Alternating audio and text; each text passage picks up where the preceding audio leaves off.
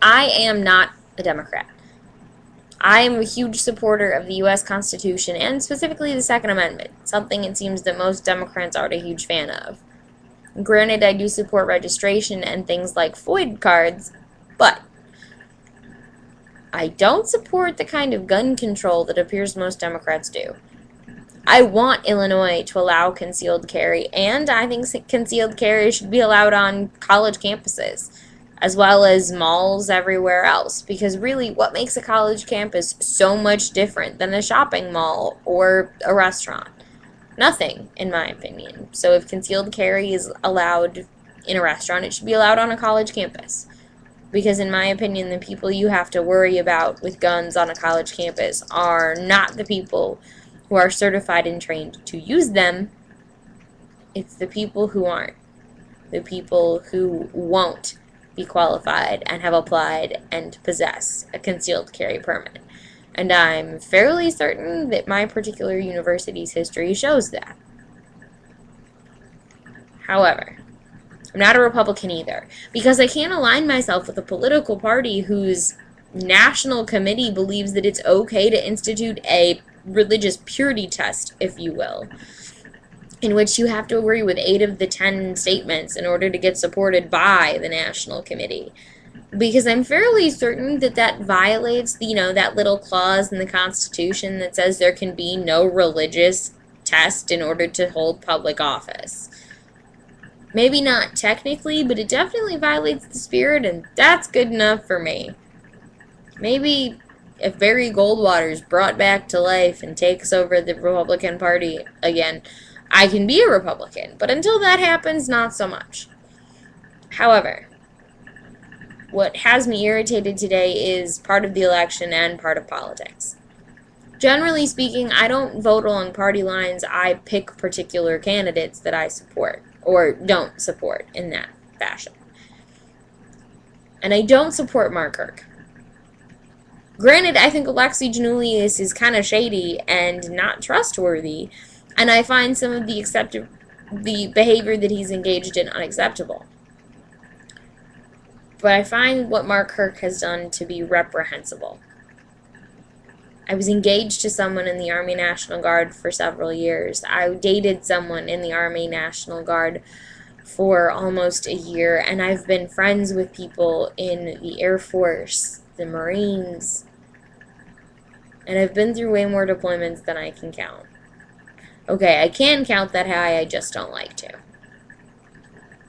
I've shed thousands of tears, spent thousands of dollars, hundreds of sleepless nights, worrying and caring and thinking about the loved ones that I had that were serving overseas. So being a military girlfriend, a military fiance, a military friend is a big part of who I used to be. And granted, I don't have many friends in the military at the moment, but it's something that I don't necessarily want to avoid. If it happens, it happens. But it's a culture that, while I don't completely get, I at least kind of understand. And the fact is, Mark Kirk lied about his military record. Embellished, misspoke, lied. He did not tell the truth. I'm not going to misspeak that I was valedictorian of my high school class because, let's be honest, I know that it didn't happen. Mark Kirk knows the truth about his military record, and apparently now so do we. The fact is, he lied about it to make himself seem more attractive to the voters. And, unfortunately, he was rewarded. While I don't think Alexi Janulius should have been elected, I don't think he shouldn't have been elected either. Whereas I have a definite opinion that Mark Kirk does not deserve to be the senator from my state. Mark Kirk does not deserve to represent me. Mark Kirk was willing to lie about his military record, so in my opinion, what is he not willing to lie about? It's possible to do unethical or shady things and still be redeemed. You know, if Alexei Giannoulias turned out to be the perfect husband, man, and politician, except for that one misstatement or transgression related to the whole bank loan IRS thing, cool, I could get over. But what Mark Kirk did is inexcusable for me, and it can never be gotten over. As a result, I don't want him representing me. I would rather have a ficus as my senator than Mark Kirk. I would rather have Rod Blagojevich as my senator than Mark Kirk. Because, yeah, Blagojevich is a jerk, and I never voted for him. Because I never liked him. I thought he was shady. And I was right. But he never lied about a military record, because in my opinion, some things are sacred. Some things are off limits.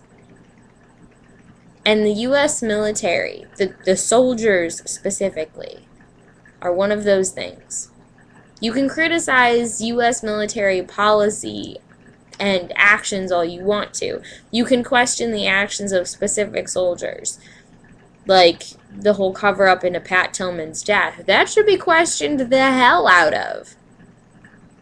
But to attack or impersonate or otherwise do a disservice to soldiers in general, rather than dealing with specifics, is unacceptable. Because we have an all-volunteer military force, and not everybody volunteers. Moreover, some of us, like me, are not qualified to do so, but not everybody who is, does. And in my opinion, whether they are good people or not, and I've definitely known some soldiers who weren't, in my opinion, just by making the sacrifice of signing that contract and being a soldier, they deserve our respect. They might be terrible human beings otherwise, but they deserve our respect for that.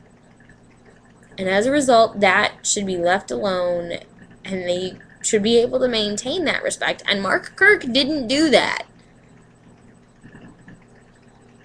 And so I'm really disappointed that he is my new senator. I am not heartbroken, really sad. But on the upside, if I, as a smart, college-educated, well-spoken orator, can survive the presidency of George W. Bush, someone that I consider to sound like an idiot most of the time, because I understand that Stephen Colbert makes up words too, but he knows that he's making them up. If I can survive having someone I consider to be an intellectual deficient as a president, and I would have felt that way if he were a Democrat too, chill the hell out.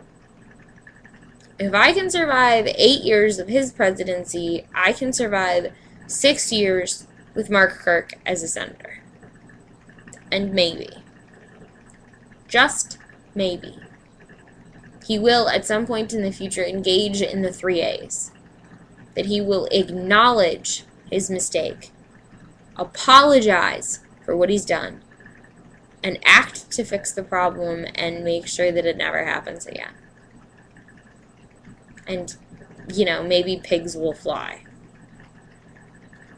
It could happen.